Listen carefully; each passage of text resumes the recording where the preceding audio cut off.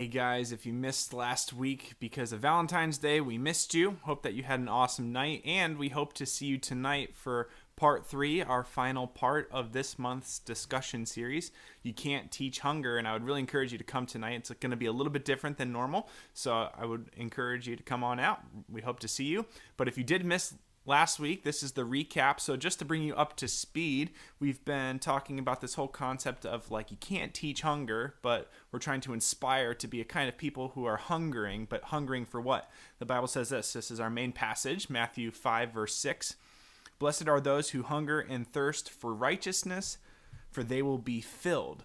So we looked at this 2 Timothy, this letter from last week, where Paul is writing to this guy Timothy, and I really want to encourage you to read 2 Timothy chapter 1 in its entirety. And Paul is the example of someone who's just hungry to do whatever it takes to obey God and to follow God and what he has planned for his life. He's hungry, so we can learn something from Paul.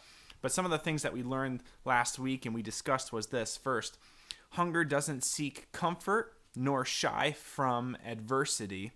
And we're talking about having stretching and yet achievable goals in our lives, something that's specific and that's measurable. And so the question is, when was a time that you went through something in some adversity where you kind of pressed through it and God did something in you as a result of that, and you came out stronger as a result? We talked about that, and that we shouldn't shy away from adversity or from difficult circumstances or difficult disciplines. Instead, we should be seeking stretching and achievable goals, stuff that's measurable and specific.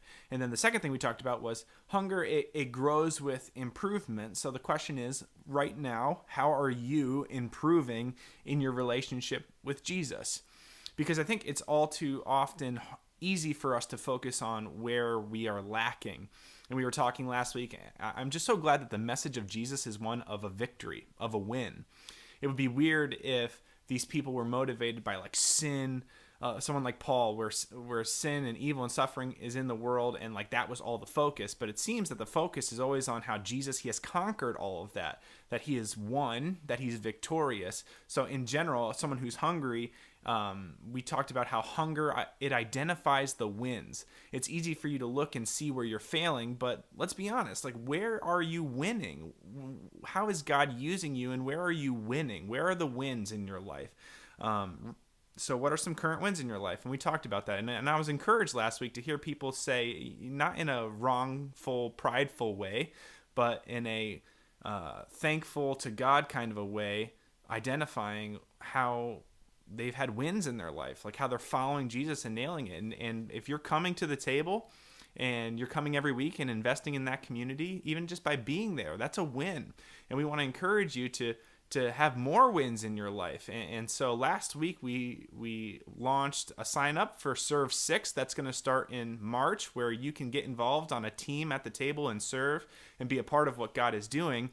And we want to give you a specific and a measurable kind of a goal. So you serve for 6 months and offer your gifts and your talents to these different areas that we have available for you to serve at the table. And if you missed last week, then we're going to have signups again tonight. So I want to encourage you to sign up and to get involved. If you want to take this hunger thing to the next level, we want to see you serve. We want to see God do something in you. It's not what we want from you, it's what we want for you. So we hope to see you tonight for the last part of this discussion series of You Can't Teach Hunger, and we hope to see you tonight and for the meal next week. So we'll see you in just a couple of hours. Can't wait.